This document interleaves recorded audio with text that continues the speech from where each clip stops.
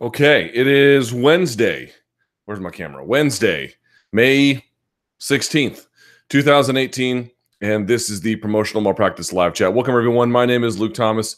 Thank you so much for joining me. A bit of a late start. I apologize. Had a little bit of technical issues I had to work out, but I think they've been worked out. Wanted to make sure I had the microphone and everything else. I did some shooting here in the studio yesterday, so I had to rearrange everything to get this set up today, so bit of a mess. But thank you so much for joining me. I greatly appreciate it. We'll go for about 82 minutes, give or take.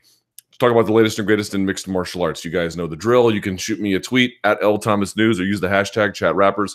I'll get to that the last 15 minutes. Or you can go where this window is embedded on MMAfighting.com to get questions that turn green that will maybe get priority but not exclusivity.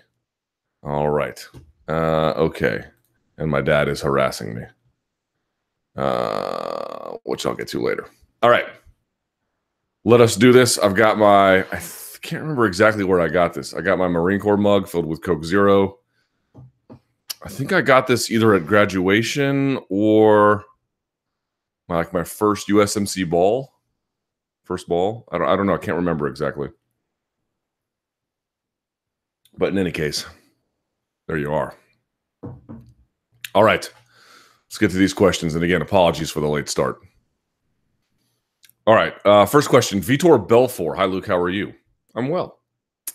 Last weekend was one of the legends of the sport retired in Vitor Belfort, having debuted in the UFC back in February of 1997 as Vitor Belfort Gracie at UFC 12, winning the heavyweight tournament and now retired at UFC 224, 21 years later. Firstly, what did you think of the fight on Saturday? Thought it was boring until it wasn't, right? It was like, kind of ho-hum, and then that was it. Do you think this is the right time, or should he have done it earlier? Well, I don't know how fighting for 21 years can be good for you, but what's the difference between 21 years and 20? He probably could have saved himself a few of these KOs on the way out, but is this any worse? I mean, you could always make an argument for doing it earlier. Always. Hilarious. So, you know, if you pull up his record here, right? So let's take a look at this real quick. You got Vitor Belfort. I mean, here's what he did at the end here.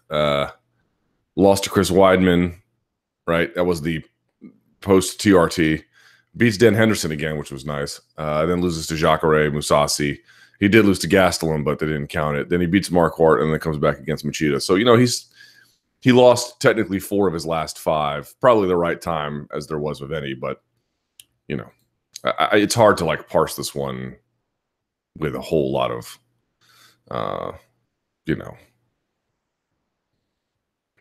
hand-wringing. Can you comment on his impact on the sport and his career as a whole? Yeah, I mean, I don't want to spend too much time on this, but easily the biggest star probably to come, well, maybe some debate about this, but my understanding is the biggest star ever to come out of Brazil. Was popular there among the general public in ways that other fighters who may have been better at the time were not.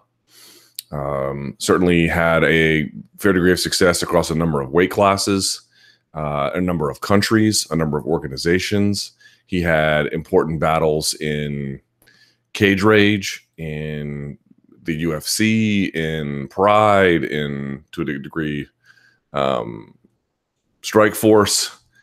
He actually had some success early on in ADCC back in the day, right? He was athletic. He was quick. He was powerful. He had, of course, the fast hands were always something that really intrigued people. He was just one of these sort of crossover guys who was really important. He also was a guy who is going to be known forever for his various run-ins with anti-doping problems, right? Having been tested positive for elevated testosterone against Dan Henderson. We all know the TRT stories. He ignored essentially commission demands to go and fight in Cage Rage. Right. So he has been part of scandal. He's been part of celebrity. He's been part of the pioneering. He's been part of the ups and the downs. He really, like, his career has sort of mapped MMAs, and he's taken his own path as well. So It's this really interesting mix between riding the wave and being a part of it. It's another part of sort of being a catalyst for change. It's another one being part of the scandal through as the sport developed. It's all of those things wrapped into one. And finally, would you be surprised if he fought again? No. I mean, Chuck Liddell unretired this week. Would I be surprised if anyone fought again who's retired? Never. He has brought the idea of a Legends League. Could you see him going to Belfort, maybe back to Japan? Absolutely. Cheers for all your content from Ireland. Well, thank you, and shouts to Ireland. I hope you all are doing well. But no, I mean, anybody could. Anybody who can make money late in MMA, as he could, and could get, any kind of favorable matchmaking. Are they ever done? I don't know that they're ever done.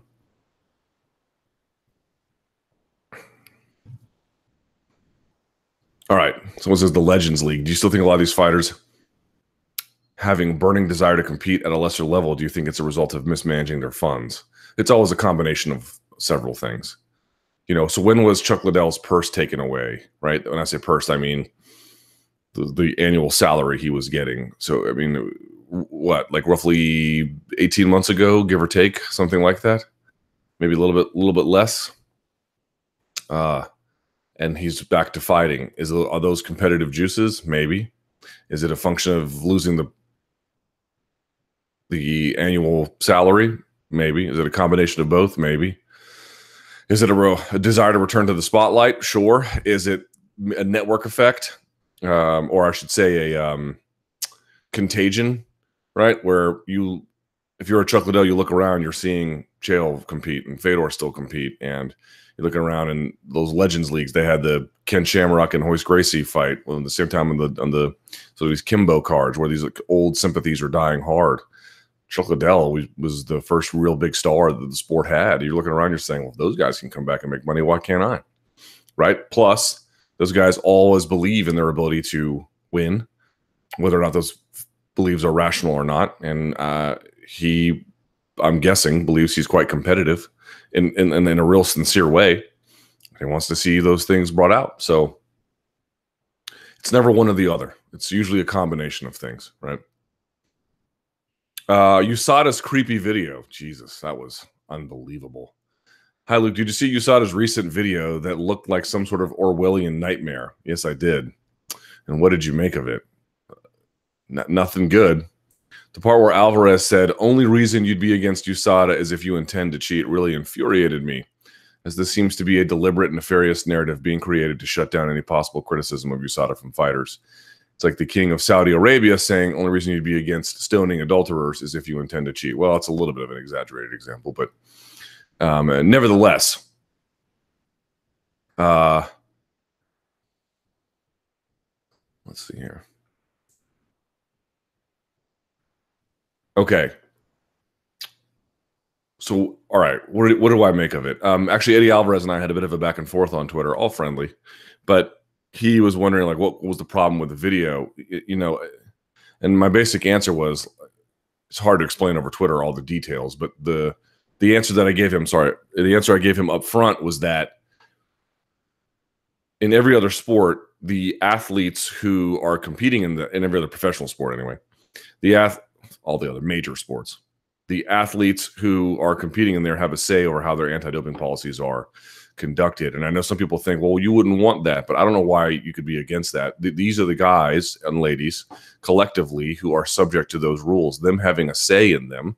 I don't know if dictating them totally is the right answer, but them having a say in it is the appropriate way to go. It's the only ethical response. No one is more affected by them than them. And if collectively they decide to certain protections or lack of certain protections, then I'm not sure what more you could ask for. You could try to then lobby about certain ideas I might have, right? They might construct an anti-doping policy if they had some say that I would agree with in parts and not in other ones. And you can have that debate. But I think as a general construct, folks have asked me what's the best way, if USADA is not the best way to have an anti-doping policy. And my answer is whatever athletes and management collectively decide is best, what each one needs from the other and which those most subject to it and its effects have a vote, and they didn't have one. Now, part of the problem there, if not entirely the problem, is that the fighters seem entirely insistent on never doing anything about their situation ever. And so as a consequence, we are here with no union, no association, no representatives to have that. So let us be very clear about this. While I don't believe that what is currently set up is either the best way or frankly even ethical, it is also my view that the failure to change any of that rests solely on the shoulders of the fighters, right? There's nothing I can do about it that will get that changed. I can scream and bitch and moan, and it's not going to change anything. And all the rest of the MMA media can scream and bitch and moan, and it's not going to change anything. It's just not. They have to be the ones to do it. And if they don't want to do it, well, this is what you get. So that's the first thing. My first major response would be, we need a completely different system based on their input and their collective vote and voice. And if it ends up being exactly what you get, again, we can debate about that at a separate time, but I would be much more comfortable with that than I am this, number one. Number two, seems pretty clear to me that I still think a lot of people disagree with me about USADA, which is fine. But I also think that more people are slowly waking up to some of the fact that there can be a lot of damage caused to fighters' careers based on potential violations that end up being really a whole lot of nothing. That some of the things on the USADA, the WADA prohibited list don't need to be there. It affected Lyoto Machida's career, and it was absurd. Certainly, we were making some progress. We had with the Nate Diaz scenario between CBD and marijuana, but for a time, again, what was banned and how it was enforced was idiotic, to put it kindly. And there are all kinds of other real major contradictions in the way in which we have this sport, right? We have people who really say, oh, we got to be very careful about USADA, and we need to make sure that we have them there, and so folks don't cheat because of that extra damage and unfairness. And oh, by the way, let's book a squash match where it's not fair because this person is totally outgunned. I suppose there's an equality of opportunity there, but not a level playing field by any stretch of the imagination. And that person who is at the losing end of the squash match is going to get their shit rattled and their brain crushed, and we're just going to be okay with that. We have normalized totally squash matches, and yet we're going to sit here and cry about perceived benefits that come from USADA, which, by the way, have never really been. I mean, I'm willing to believe that there are things they do in the name of anti-doping that have an effect positively, if you want to view it in that way, on performance by bringing it back to some sort of normalized position. But of course, none of this has ever been proven because they don't really do any work in that regard. They merely state their ethical position and state, if you're anything that's not in alignment with this, well, then clearly you want to cheat, rather than having concerns about privacy. And Tim Kennedy, which I realize, with the whole waterboarding thing was a bit of a provocateur, but having to shower in front of another person with all of these borderline false positives, and it goes on and on and on and on from there. To say nothing of the fact that they're probably not getting people who can afford to have designer drugs, at least not yet. So there's all these major problems, but it is pretty clear to me that what's happening is, aside from the contradictions and aside from the way in which it's all set up, these videos and that Twitter account is a response to the growing questions that I think people are having about them, and that they're vocalizing it. It used to be I was the only one out there shouting in the wilderness, like, I don't think this is a good idea. And now there are many, many more of you, again, not in total agreement of me necessarily or with me, but certainly you're having your own issues about it. I think they hear that. I think this is a response to it, which tells you what this is propaganda. It is nothing more than that. It is total, complete propaganda. When USADA shows up to somebody's house, by the way, the fighters never signed up for any of this, and they say, oh, here, take a picture with us and have this compete clean hashtag sticker that we can take a picture and we can put on our social media. This is propaganda. That's by definition propaganda. It is what that is. They are trying to influence you through these strong arm tactics into either believing in their message, and if not believing it, certainly not challenging it in any kind of public way, rather than proving the efficacy of the ethics of what they're doing. They're doing neither of them. They're merely trying to, and like that, they would be host to such bad arguments if your only reason you'd be against USADA is if you intend to cheat.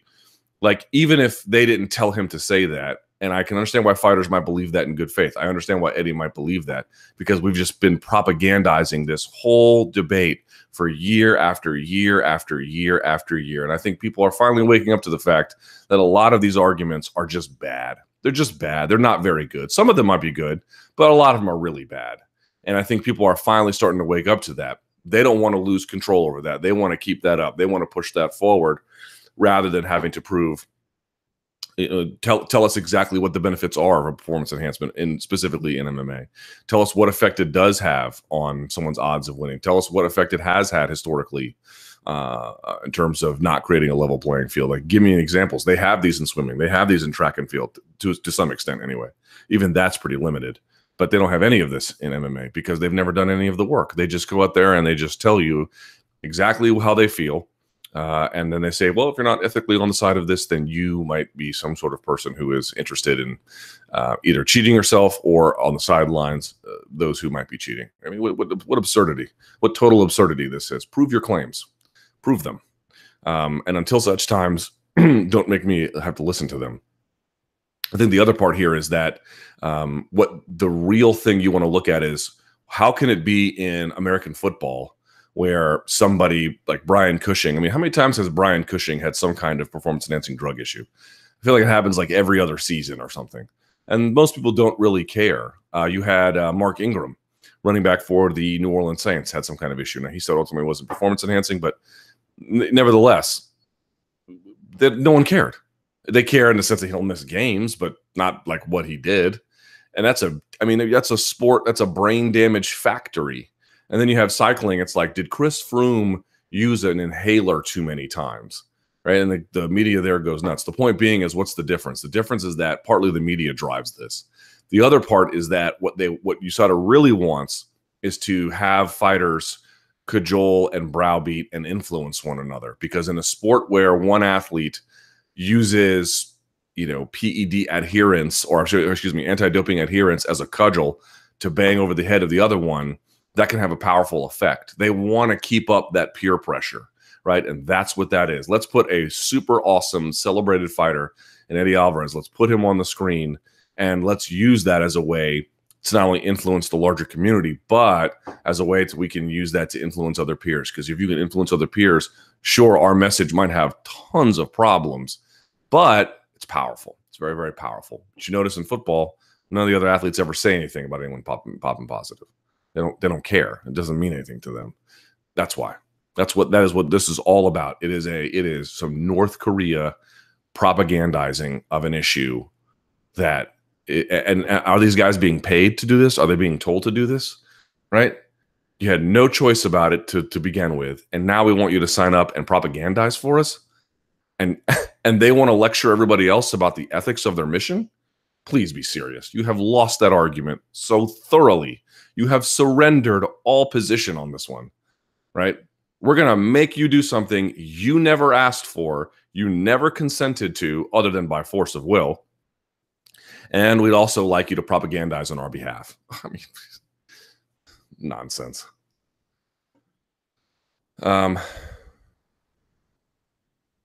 Please, Luke, get the pronunciation of the arena right once and for all. Jeunesse is the French word for youth. An American mimic Brazilians pronouncing a French word isn't good. Cut the middleman and go straight to the French. Well, I don't speak French. And also, I asked Amanda Nunes specifically how you pronounce Jeunesse. Or Jeunesse. And I said Jeunesse, and she told me that was fine. So, again, I don't speak French. I don't make any claims about the word Jeunesse or Jeunesse. I don't know anything about Portuguese. It's not any level of expertise, even nothing that I have. I'm sure that people pronounce it much better than I do. I'm not making any claims about it. If there's a better way to pronounce it with a clear, if you could demonstrate to me, just someone say it and put an MP3, I'd be happy to hear it and then repeat it. But I don't know anything about Portuguese. I'm doing the best that I can. And I asked a native speaker about that.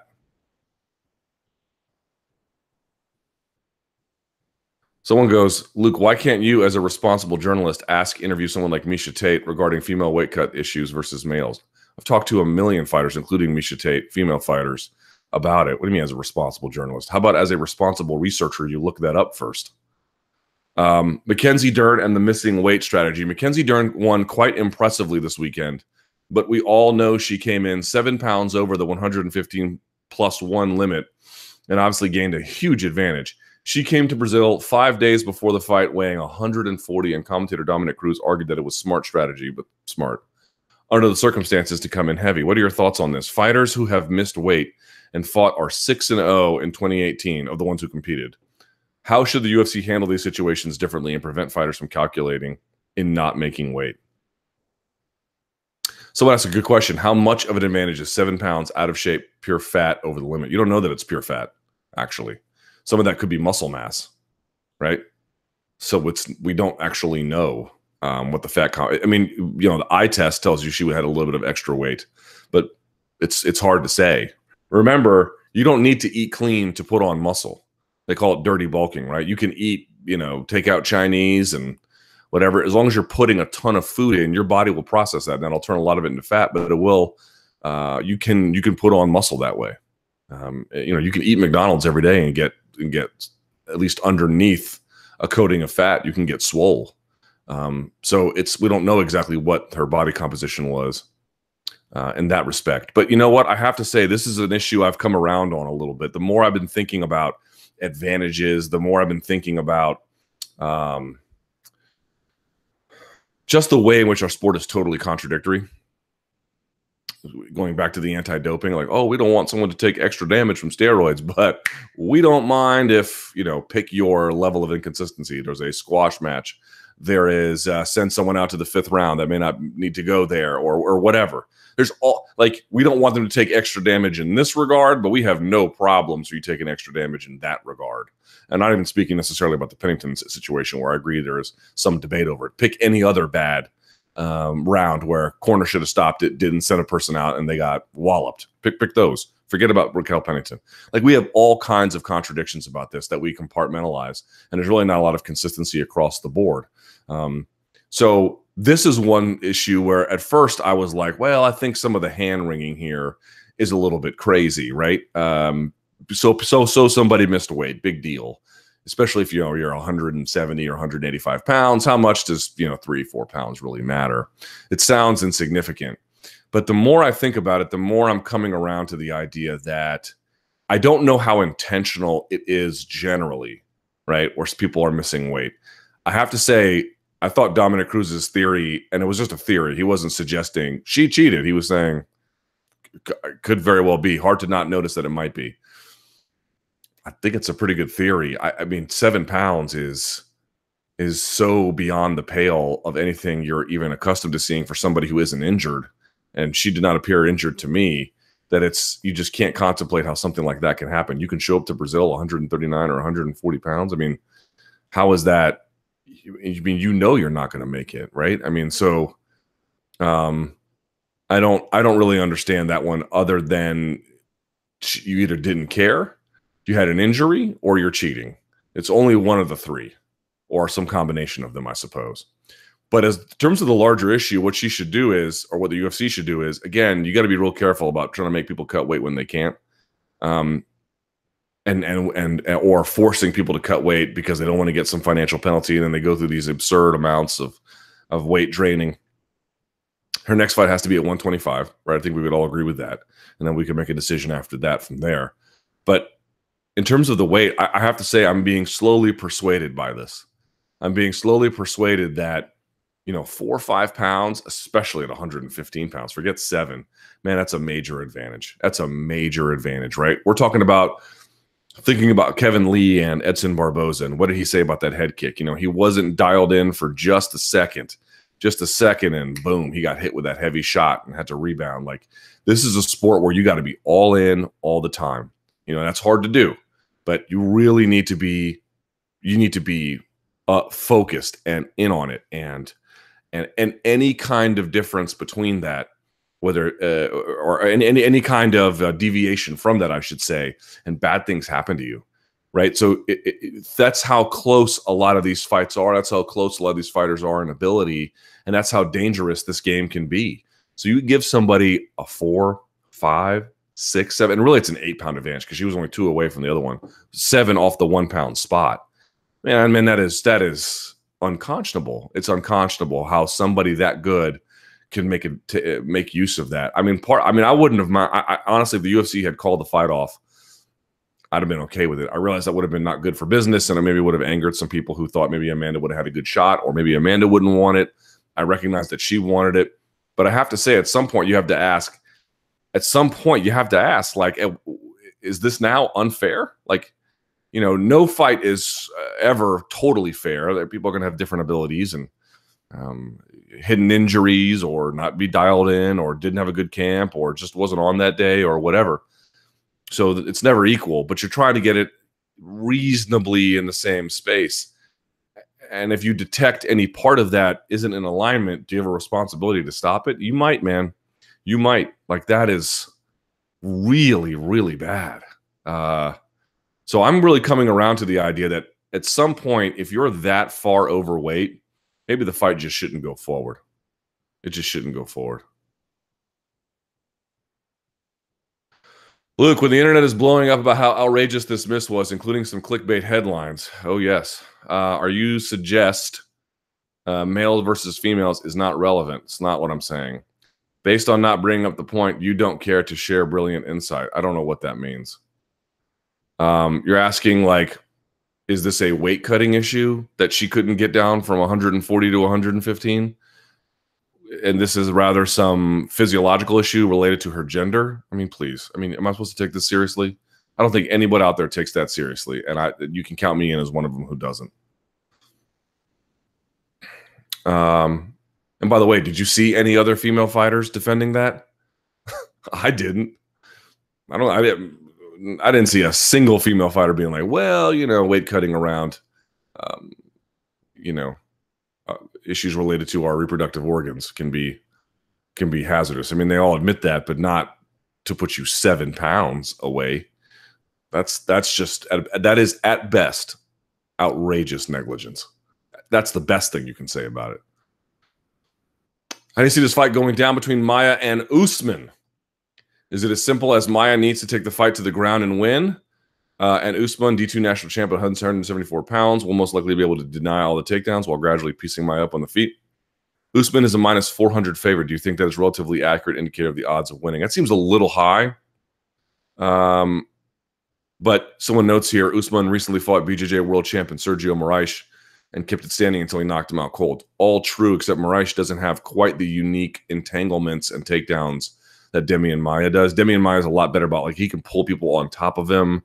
He can get up under people. He can find creative ways to entangle a leg and then, circle through and sweep. So he's a little bit different in that regard than Sergio Moraes. Although in the ground, Sergio Moraes is certainly no one to be trifled with.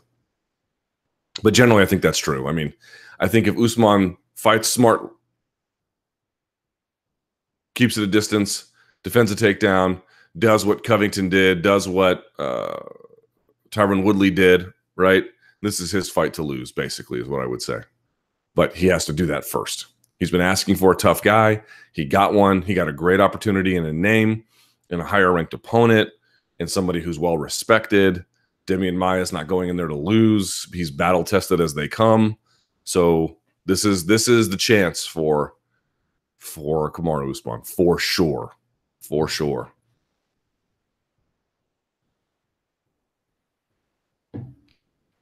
All right, Raquel Pennington. I'm not going to go over everything again.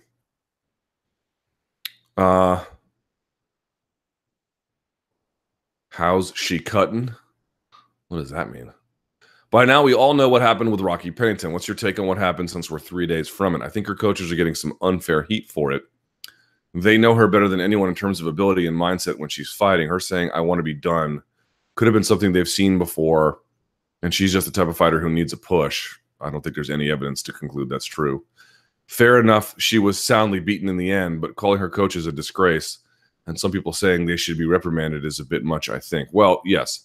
Let's start with the back of that and work forward. And I'm not going to repeat too much because I did a whole Monday morning analyst on this. But no, I don't think her coaches are a disgrace. In fact, I think quite the opposite.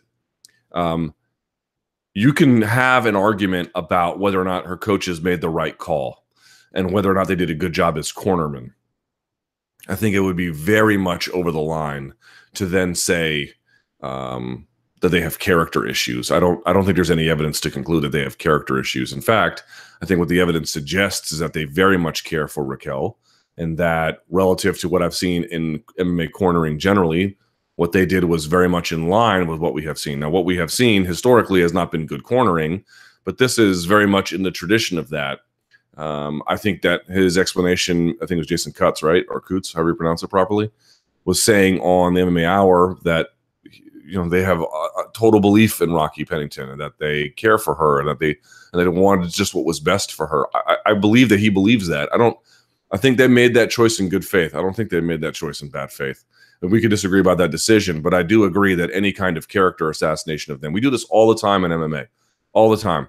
Somebody does something that is perceived to be either wrong or unhealthy for a fighter, and then we just say this person is evil, this person sucks as a person, you know, what a dirtbag, rather than sort of weighing what the real issue was, which is more common than not job performance. And you can be very clear about the performance of the job without resorting to these petty insults, which I don't think are very fair. Do they deserve to be reprimanded? I do think that they deserve to have a commission talk to them, sure. But it wouldn't be just them. It would be a lot of people. I had Dean Thomas on my show yesterday, and we had a bit of a debate about it. And, you know, I'm not going to change Dean's mind, and he's not going to change mine. But one thing I think we could both agree on is two things. Number one, I do think cornering in MMA is harder than cornering in boxing. In boxing, there is just either less perception or reality of upsets being likely. And so if someone is down 6 rounds in a boxing contest and their dad is cornering them, which usually is a bit of another different dynamic, they're just a lot more likely to pull the trigger on stopping it to preserve them, and there's not nearly as much issue about it.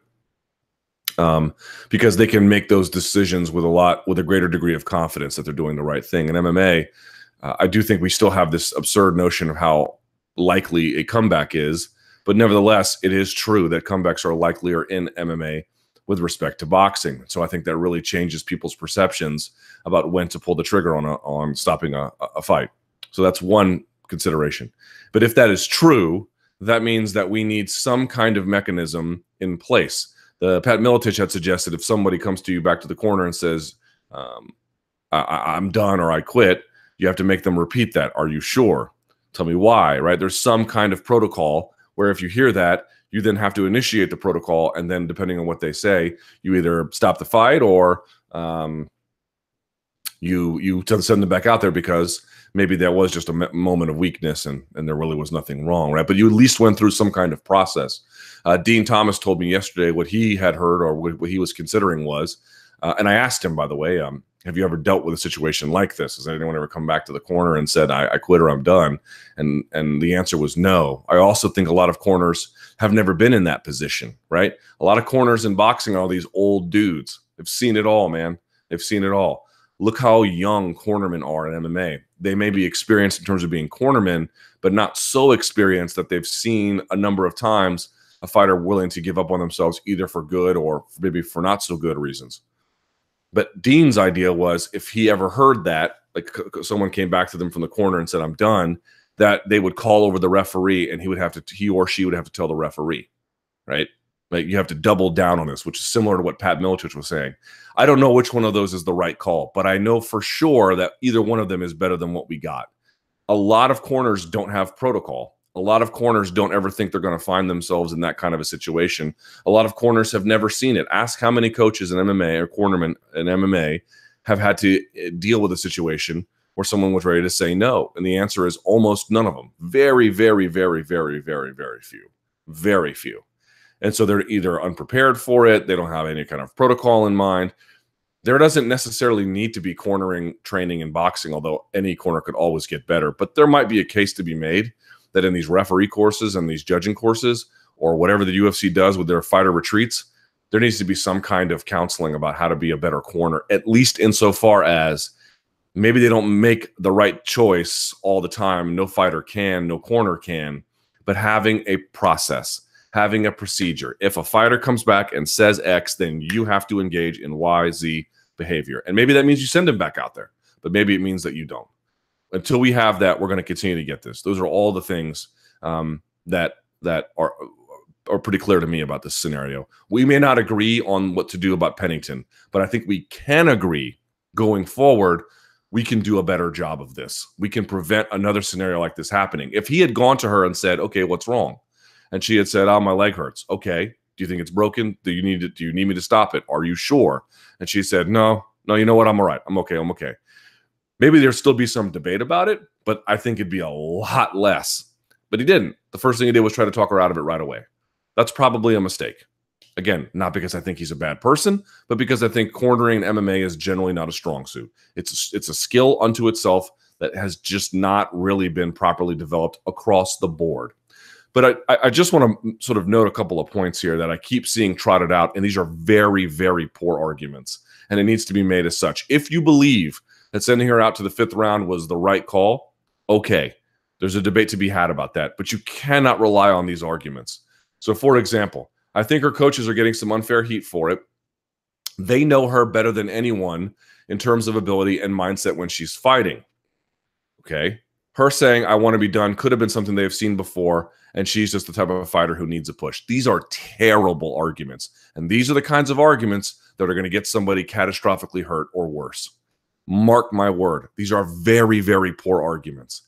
Is it true that those coaches know Raquel Pennington, or frankly any corner who's cornering a fighter, knows that fighter better than you or me?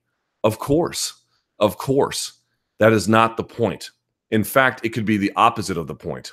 Take away this scenario. Forget about Raquel Pennington. Forget about Amanda Nunes. Forget about UFC 224. Think in your mind of any scenario where a fighter got sent back out in a round they shouldn't have, and you could just tell it was bad cornering. Think about that in your mind. Pick one. Not hard to pick one. Easy to pick one. Pick one. In every one of those cases, in every single one, to the letter, it happened to somebody who was a fighter that the corner could claim they knew better than you. In every single one, and they still fucked it up. Now, how is that possible? If the argument is true that because I know this person better, I'm in a better position to make choices about their health and safety, then how do we get so many fuck-ups in cornering in MMA? It's because that argument isn't true. And when I say it's true, and what I mean is it's not true 100% of the time, right? It can be true that because they know that person better, they're in a better position to make a read about them or an adjustment or say the thing they need to say or be the kind of stoicism personified that they need. I can believe that. However, what's also pretty true is that through a combination of other factors, there's another one we have to consider, that because you know someone so well, that because you believe in them, because you care for them, because you want to see them succeed, because you know that they want to succeed, you'll actually endanger them by putting them in a scenario that they're just no longer prepared for. You go back to the Kevin Lee scenario, Kevin Lee taking a shot upside the head. Why? Because he wasn't dialed in for a second. You got to be dialed in at all times in this sport, or bad things are going to happen to you. If a corner listens to a fighter and someone is saying, I'm done, I want to be done, again, we can initiate that protocol. My sense of things is the toothpaste is out of the tube on that one. You're not stuffing it back in. And by the time the 5th round came around, you saw what happened. She wasn't all that dialed in. I think she made the best she could have of the situation, but because she is so tough and because she is so talented. But at that point, it just was what it was. But this argument that, well, I know somebody better, I'm in a better position to make a choice. Sometimes that's true. Sometimes it's not even true at all. At all. And in fact, they're a danger to them in that point. Every time we've had a bad scenario in cornering, every one of those times, those coaches could claim that they knew the fighter better than we did, and they would still be wrong. So how can that be? Because it's not true that because you know somebody so well and you care for them, you automatically know the proper modes of restraint. In fact, you can get that reversed. The other one was, well, a coach goes in there to push you. A coach goes in there to push you. All true. How many times have you heard coaches cracking that whip metaphorically, finish that last rep, make that last sprint, cut that last pound, stay strict on that diet? Yes, of course. This is absolutely part of who they are. But a good coach also dials it back. Hey, no sparring today. Let's bring it down. I'm going to lock the doors to the gym. I'm going to keep you out of it. Hey, let's dial down the intensity on this drilling session. Hey, let's bring things down here a little bit. Let's pull back a little bit on these reins. Let's get a coach who knows the difference between when you're hurt and when you're injured and doesn't push through when you get that, when they understand that maybe you're the latter. This idea that all coaches do is just push, push, push, push, push is, again, it's just simply not true.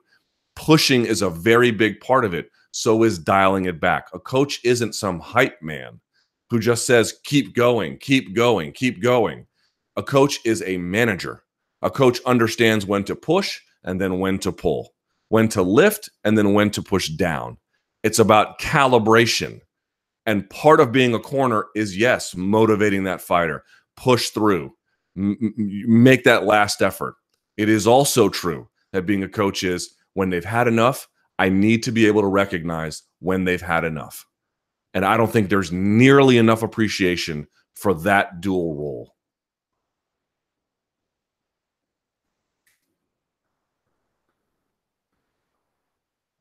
Someone says the athletes are far tougher than the people covering the sport. The talking heads are raging.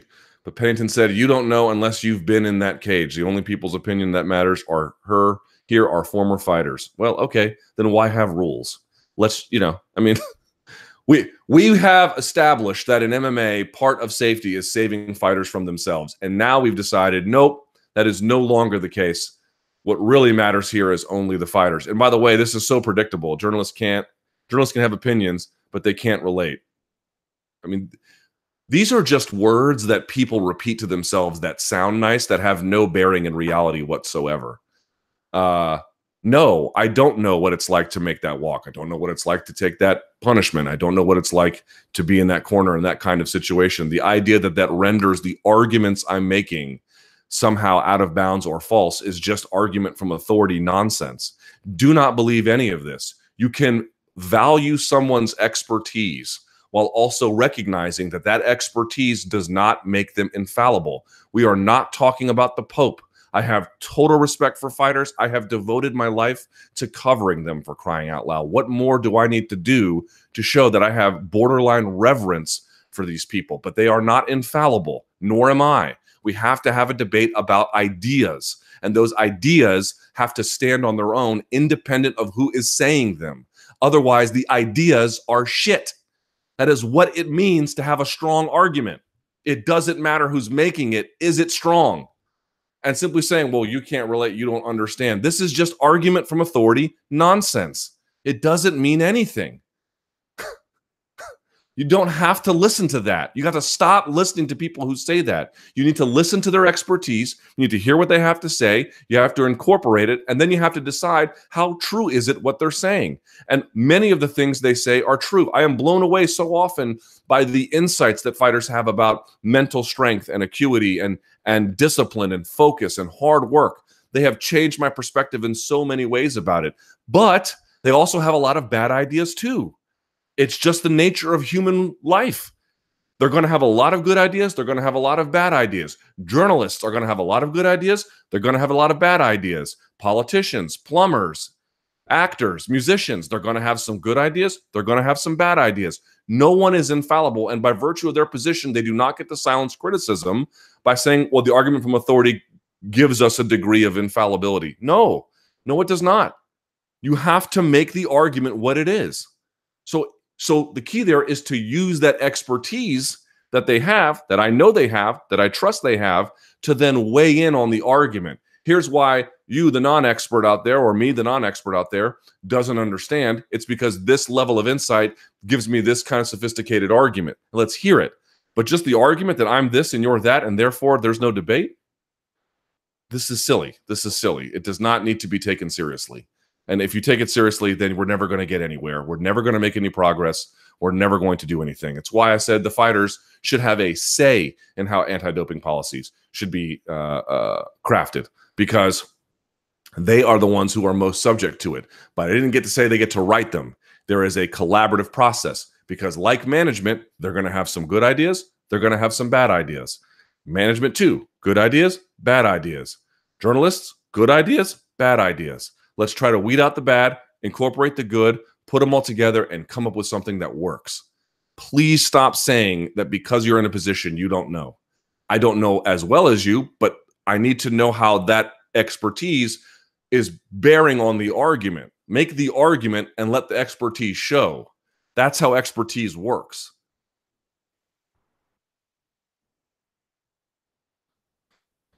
Enough of that. UFC 224, true, false. If Gastelum versus Jacare continued as we saw it into the 4th and 5th round, Jacare would have been finished by strikes. My colleague RJ Clifford had a good argument because you can go back and you can look at what Jacare did, and you can see pretty clearly that his argument was Jacare lost via body language. I think that might be true because I thought Kelvin Gastelum took it in the end, but then you have to wonder, well, was it a 10-8 first round? Was it a 10-8 second round? Because he did knock him down. What about that third round? What about that third round where it was Jacare even outstruck him a little bit, but his body language was so, so heavy, so tired that as a consequence, the judges sort of gave it to Gastelum. I gave it to Gastelum too, but I can understand why there would be some diversity of opinion. But could he have really made it through a 4th and 5th round? Probably not. So I would have said true. Alexei Oleinik gets another submission via Ezekiel choke during his UFC career. I would have said no, but I don't know how you can say no now. You have to say true, right? Mackenzie Dern misses weight again. I'll say true. Mackenzie Dern ultimately returns to competitive BJJ after her first MMA stoppage loss. I will say false. Also, true, false. Talking about me, I would like to read about Dana White and Yair Rodriguez solving their differences behind closed doors in erotic fan fiction. Yeah, okay. I mean, hilarious. Yair Rodriguez, do you agree with the UFC's decision to cut him? Or was it a mistake to give an exciting young talent to your direct competitors? With the willingness to work with other problem fighters, do you think the UFC is setting a new example so they don't have to issues while in being partners with ESPN? I think it certainly speaks to a level of frustration that they have with fighters saying no to these contests. Certainly, I think that's a big part of it. I think another big part of it is I don't know how important Mexico is to them. I'm not saying Mexico is not important. I'm sure it is. I'm sure every major territory is important like that. But, this idea that it's this sort of new frontier that they could just post up in and print money, they've dialed back from that pretty substantially. So now what is it, right? It's still a territory that matters to them, but in what capacity and how will it be managed? And I think, just not taking fights. And then I really think it's also about the tweet, right? I mean, fake news and it comes out and says real news on Twitter. That seemed deliberate. That seemed like, he was absolutely trying to send a message. You know what I'm saying? Like that did not seem like anything even remotely accidental or irrelevant. That seemed part and parcel of the entire debate,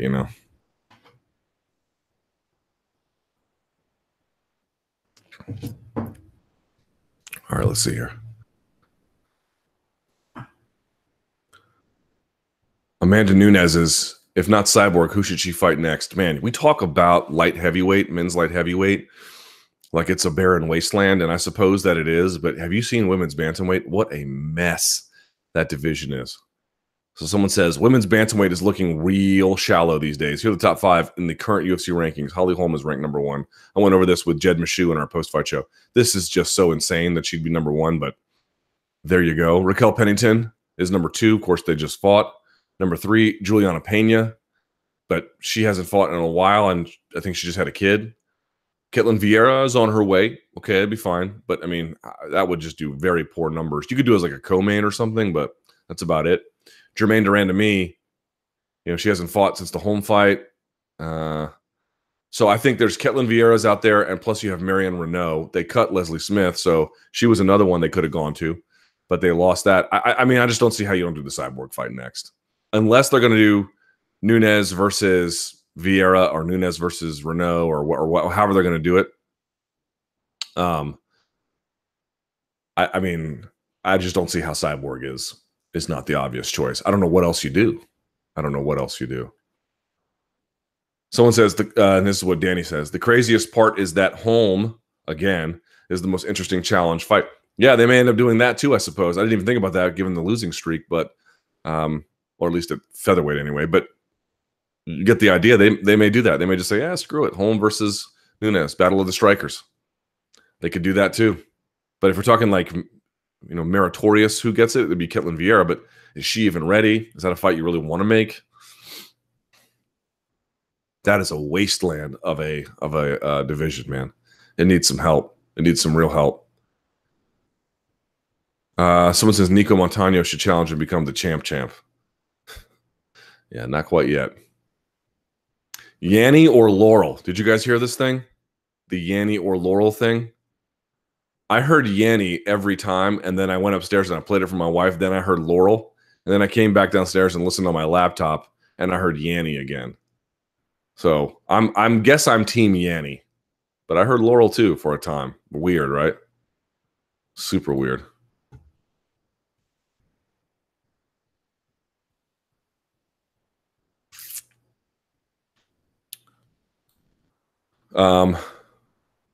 Carvalho versus Mousasi. What's your take on this fight? I think Carvalho takes it convincingly.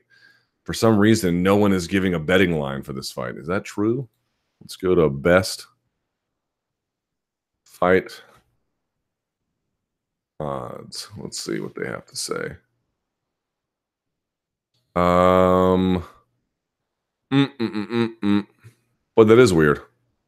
How do they not have any Bellator fights up there? That's surprising. Maybe there's odds somewhere, but usually they're on best fight odds. That's a little bizarre.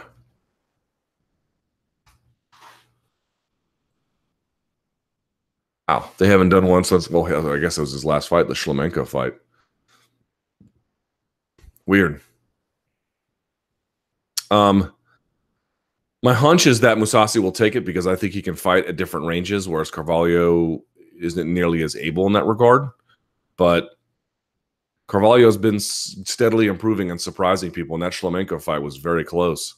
So I'm going to give it to Mousasi. I just think the different ranges open up different possibilities for him. But you're right. Carvalho is a little bit slept on. It should be acknowledged. They have a big-ass question about Askar Askarov. Good Lord.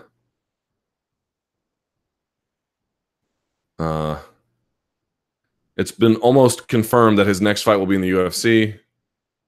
How do you think he would fare? I think he's very talented. I think he's ready. He's one of these guys where you look at on the regional scene and you can just look at and tell he's UFC ready.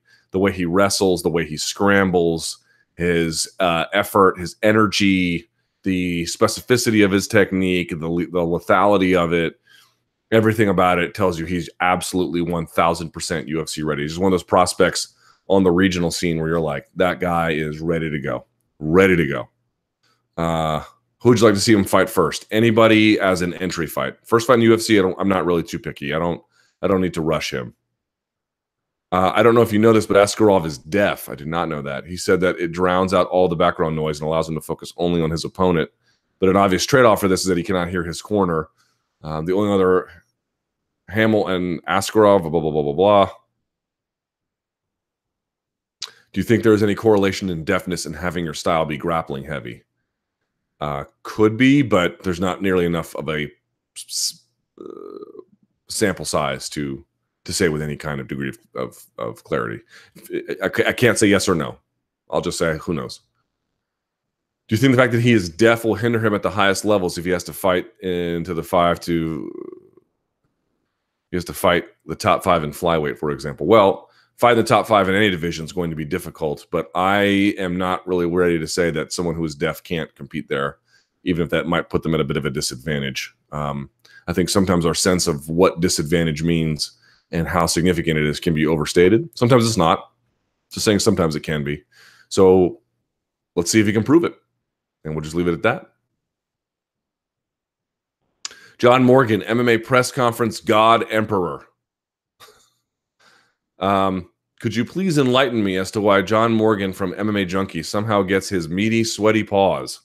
Oh, it'll be nice. On the micro feed, he tends to ask 4 or 5 questions. It just seems slightly peculiar, Does he just get there early, or perhaps did he win the right in a huge drunken poker game featuring all the other MMA journalists? No, I don't think it's that. I think the issue is that, number one, he goes to just about everything. So I think that gets him some goodwill with the person who holds the UFC microphone.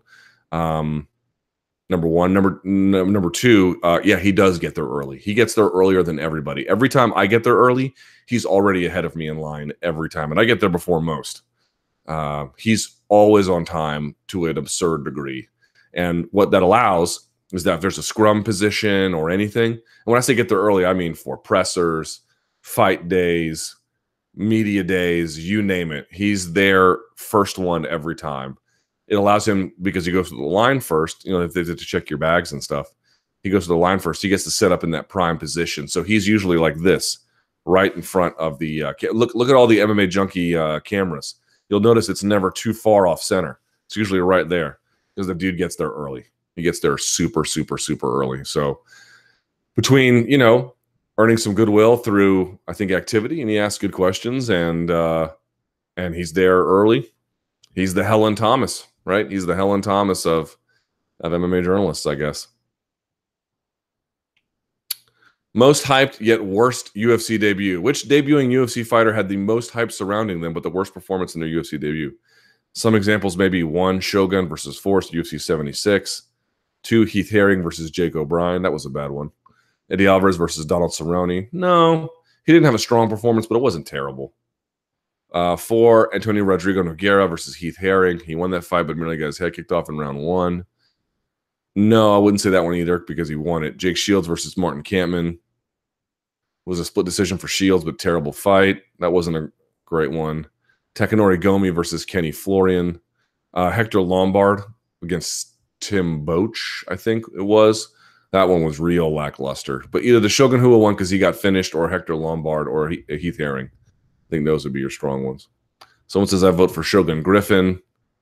Oh, they were at that fight live. Someone says Hector Lombard. Yep, there's another one.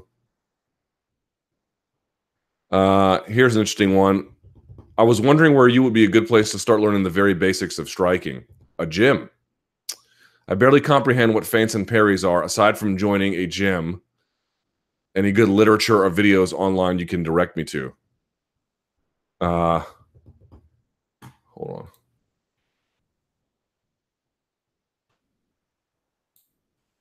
on. Someone says fight tips. Yeah, there's this guy named Shane Faison. He's got one. Ooh, there's another one. First of all, BJJ Scout does some good ones too. Henry Hooft has a YouTube channel. There's all kinds of books and tutorials you can look at. God, there's some good MMA YouTube channels too. What is, hang on. I'll tell you about some of my subscriptions and we can, Martine de Jong has one. Let's see. Fighting Arts, I think, used to be one. Let's see. I don't know where all my. Here we go. My subscriptions. Martine de Jong has a good one. I'm trying to see here. Why doesn't it show me all of mine? Well, for crying out loud. There's a bunch of good ones. You know what? Here's what I'll do. I can't remember off the top of my head all of them. Although Shane Faison over at Fight Tips is a good one. But just to be clear, there is no substitute to a gym. Like the amount you would learn in 6 months of that versus 6 months of reading books is universes apart. It always works as this. It's not that there's no value to books. It's not that there's no value to video. There is. You can actually learn a lot from it. But it's always going to be supplemental to whatever you're doing in the gym. It can never replace it. So it's not that there's no value to it, or even pretty substantial.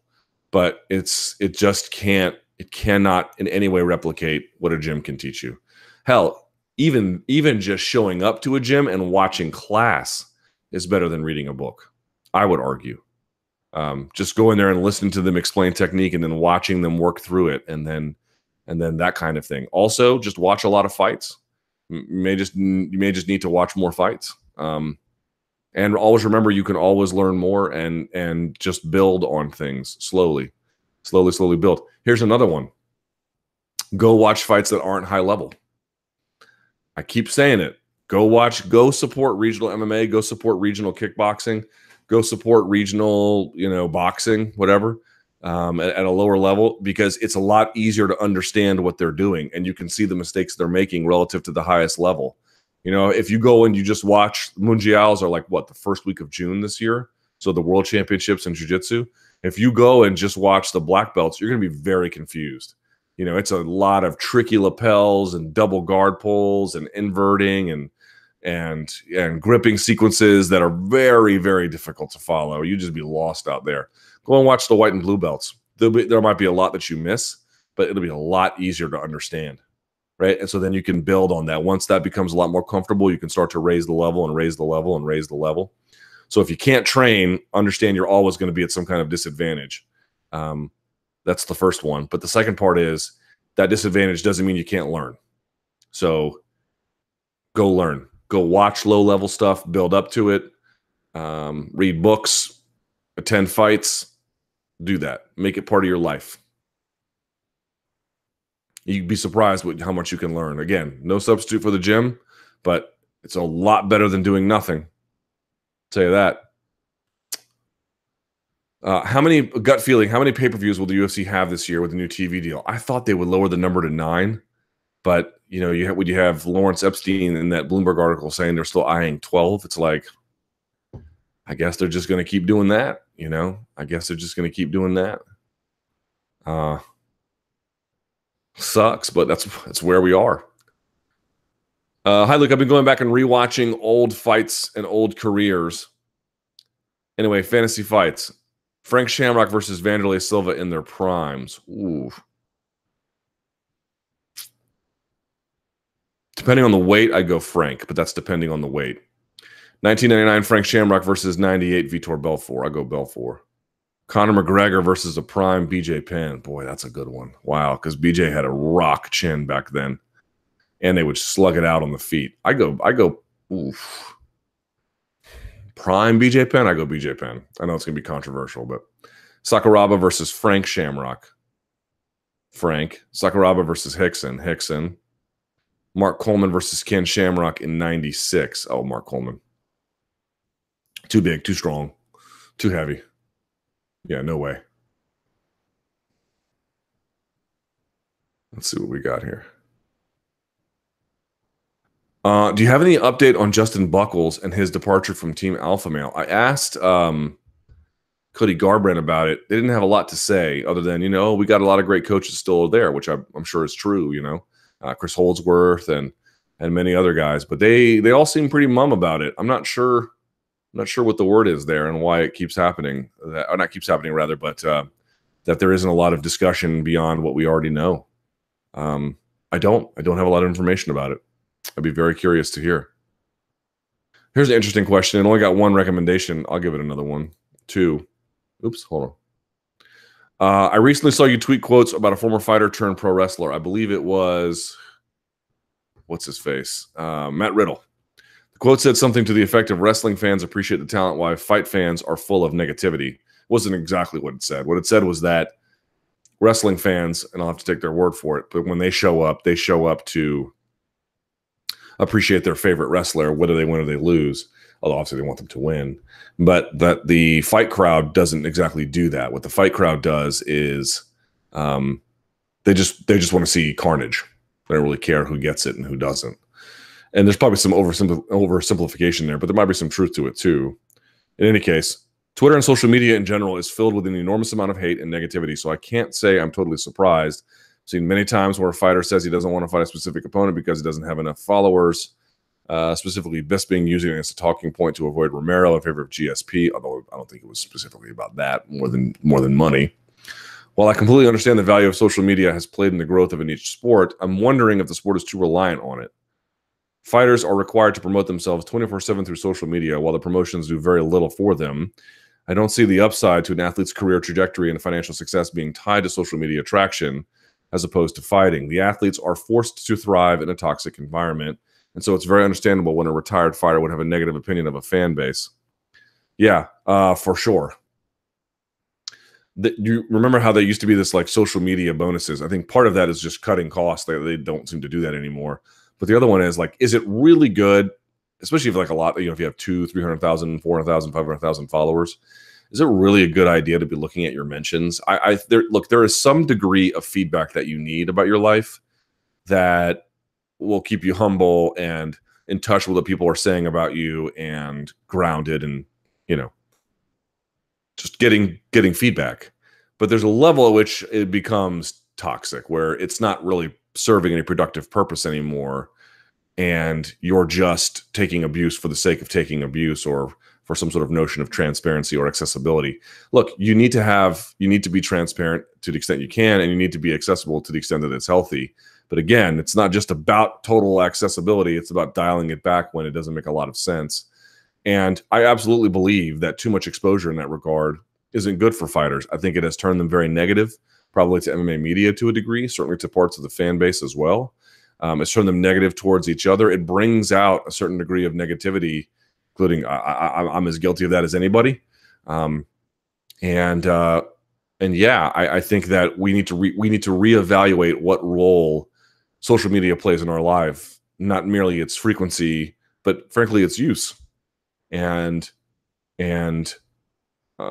what are the parameters that enable us to use the medium in an effective, self-promoting way, but one that doesn't carry significant costs in terms of negative feedback to the point where you're getting this damaging sense of that you're oppressed under the weight of unhelpful feedback. All right, so let's go to the Twitter machine. I'm at L Thomas News, and you can use the hashtag chat rappers. Appreciate everybody who has sent a question or comment. Trevor Whitman calling off the Kelvin versus Nate fight after Nate comes back first round. How great does this look in retrospect now? Folks have tried to create some distinctions between this and the title fight, and I'm sort of torn on that argument. Like, on the one hand, I grant that the greater stakes might change people's calculus, but then it's not my argument to make. I would like to hear it. At that point, what you're saying is there's a sliding scale of health and safety. Because, well, if it wasn't a title fight, I'd be more inclined to pull it, but because it is, I won't. Okay, intuitively, that sounds correct, but what does that really mean? Health and safety is negotiable in certain capacities? Maybe that is what you're saying. I would just like to hear it fleshed out so I can have a better understanding of it, but that's ultimately what that argument means. Would the UFC ever consider promoting a freak show fight card under the Pride brand in Japan once a year? I seriously doubt that. Another great example of cornering is when Greg Jackson, normally calm and calculated, shouting at Carlos Condit, "This is war," between rounds 2 and 3 of the Rory McDonald fight. He knew he was still in the fight, but he needed a bit of a push. Sure.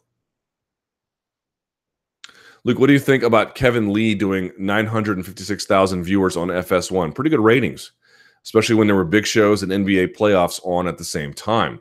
If Nate Diaz versus Kevin Lee happens, which it should if it's on Big Fox, I don't think they put that fight on Big Fox. They're putting that on pay-per-view.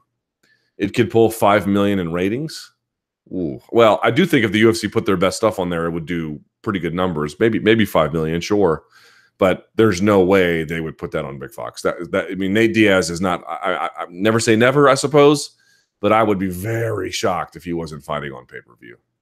That seems to me hard to believe. It's crazy how the sport has changed since Chuck knocked out Babalu on the best damn sports show, period. Yeah, sure. Have you seen the YouTube documentary Rose Namajunas, The Journey by Mixed Molly Whoppery? If you have, what did you think of it? Everyone has told me it's amazing, and I've seen a little bit, but I've not seen too much of it. I've heard nothing but good things. I just haven't had a chance to watch it yet. What is doping? If it's about performance enhancing, water is performance enhancing. If it's about a ban list, why should there be any problem with designer stuff? I read some USADA documents, and there is no real criteria, but some stuff about spirit of the sport. Yeah, that's being challenged now, too. God, whose paper did I download the other day that was talking about that? There's a Dutch guy. Hold on, let me pull it up. I was unfamiliar with his work prior to this. Hold on. Who was it? It was Olivier Dehon. Well, maybe he's French. It was in a Dutch publication. In any case, yes. So remember, has to be performance enhancing, has to have some degree of health and safety concerns, and then has to be against the spirit of the sport. That argument about spirit of the sport is quickly being shown to be just nonsense. What are the best and worst MMA monikers? Some of the best for me are Taz, Mexican Devil, and Uncle Creepy. Worst being Beastin 25-8. What's his new one? What is the new nickname for Corey Anderson? What's his new nickname? Overtime. Yes. Beastin 25-8. Well, that's up there. God. I mean, the amount of pit bulls that are out there, right? I mean, I think Arlovsky was the first, and everyone else kind of took it. So the amount of those are not great. I don't know. I mean, I think most nicknames are not that bad. Some better than others. But for sure, Beastin 25-8 is up there. I saw one guy who called himself the Dragon of God. It was on the local scene. It was like the Dragon of God. I was like, God has dragons? If he does, you're it? You know. And that dude was like not in any way an athlete. And got his ass kicked in 20 seconds. The sad part about the regional scene is you'll get guys who just show up and somehow they get a license. I don't know how. And they get their ass kicked. Oh, you know what? I think this was in Virginia before they were handing out licenses. Maybe that was it for amateur. Maybe that's what it was. But I was like, what the fuck? What are the best and worst monikers? What's something important and positive you learned from MMA fans of your time in the sport, as well as something ridiculous and negative? I think that I've learned that some of the loyalty that MMA fans show, that there is, on the positive side, it's been much deeper sentiment about an athlete. You know, with Kimbo being able to do sort of the numbers that he did, and that's more than just MMA fans. That crossed over into pop culture, right? But that there was this deep attachment to the guy that lasted through many iterations of his life. I sort of appreciated not merely the sentimentality of that, but the loyalty of it. I thought that was actually pretty impressive. And the ridiculous and the negative. The ridiculous, I would say, is sort of this weird wooing, which, by the way, thank God the Brazilians have not picked up on. We didn't hear it at UFC 224, and I almost cried tears of joy. I'll take Vai Moher over wooing 1,000 times out of 1,000. And then the negative, I mean, one of the major problems that we have in MMA commentary generally is that we don't treat fighters fairly. And here's what I mean by that. There's not a lot of middle of the road commentary about fighters. Some, but we are either exalting them into people that they're not, like total reverence. I mean, again, I have reverence in the proverbial sense of the word, but not like actual religious reverence for fighters. I think that would be scary if any media member did that. But on the other end, we're also media and fans way too ready to discard or trash fighters. I know you're asking about fans, but I think fans do both as well. And media is guilty too. I mean, we're not in any way exempt. But, right, it's sort of these extremes on either end. Oh, my God, there's like this incredible genuflection that happens. At the same time, it's like, you know, coarse and cavalier dismissal. And there's got to be something a little bit closer to the middle. I mean, you want to be able to call something that is bad, and at the same time, you want to be able to call something great, without trending formally into the disparaging, and then the latter into this language of religiosity. And we do both on the opposite ends, and I think that's a bit of a problem. We got to bring it a little bit closer to the center and keep it a little bit more rational.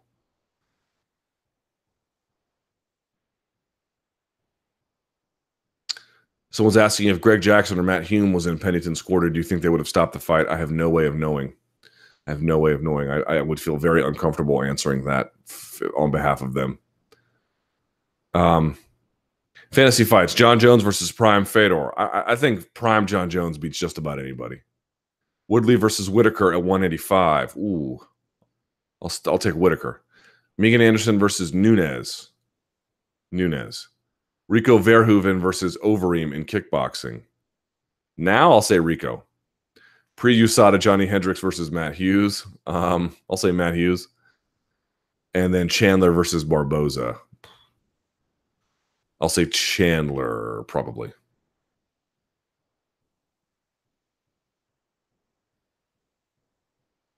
And so it says, I think Kelleher tried to recreate what Dillashaw did against Lineker. However, once Kelleher felt the power, he could not stay composed and did not stick to the game plan. Does this make Dillashaw's win over Lineker more impressive? Thoughts? I'd have to go back and look exactly how TJ won that fight again, but if that's true, I mean, TJ's win is impressive no matter what. But if that's true, that's yes, I would agree. That would add a layer of shine to it.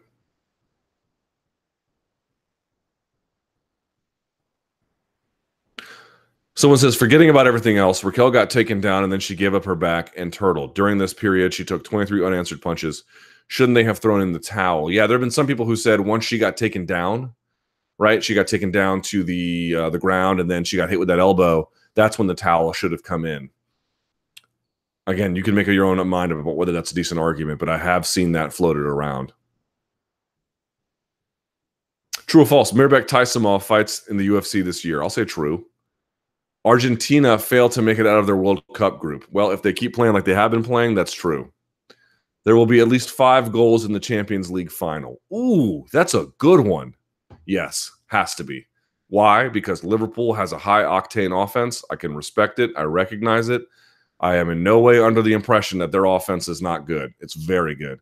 But their defense is garbage. It also turns out that, I won't say that Madrid's defense is garbage, but Madrid's defense is inconsistent at times.